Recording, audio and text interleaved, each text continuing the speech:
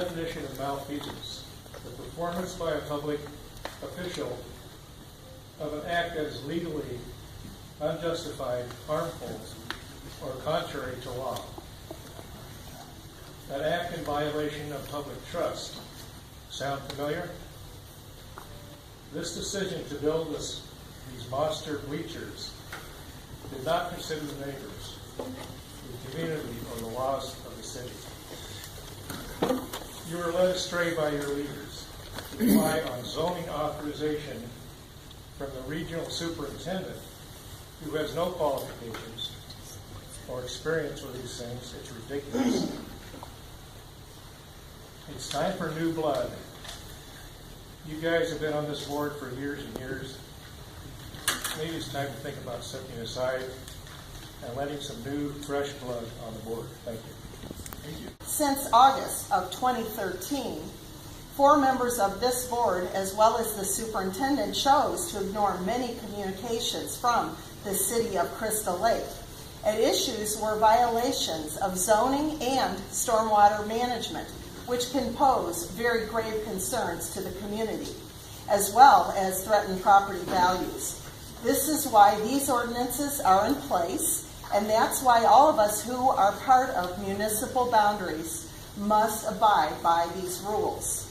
Despite the increasing outcry from the public to work with the city and the mounting costs for what will more than likely be a monument to this board's arrogant and obstinate behavior, or at least 4 of you, and I do include the superintendent as part of this situation, you folks have remained remarkably tone deaf. As a person that's practiced law in this community for 49 years, a large chunk of which had to do with land use, regulations, and land development, I was appalled at the direction this board was going. The board went public with a newsletter that it had the children carry home to their parents. It's one of the most misleading documents I've ever read in my life. It said that the district had never before been required to comply with zoning and land use regulations. 100% false. While I was president of the board, we dealt with the city of Crystal Lake for the annexation of the south property, which at the time was a cornfield.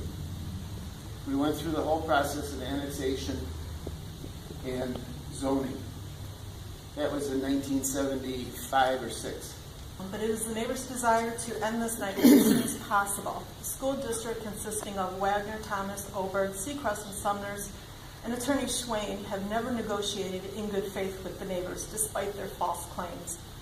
Demolition is the most immediate short-term solution to removing this issue, but it is really just kicks the can further down the road. We have proposed a plan that we can live with and that we feel is sensitive to the taxpayers and the community. If you as a board member are truly sorry for the harm you have caused the entire community, then you will sit down and discuss this seriously until you reach an agreement on this proposal. Then petition the city for a hearing immediately. It puts an end to this mess once and for all, and most importantly, it ends the grandstanding of Mr. Wagner, the board president, and I formally, for one, request that you turn in your resignation.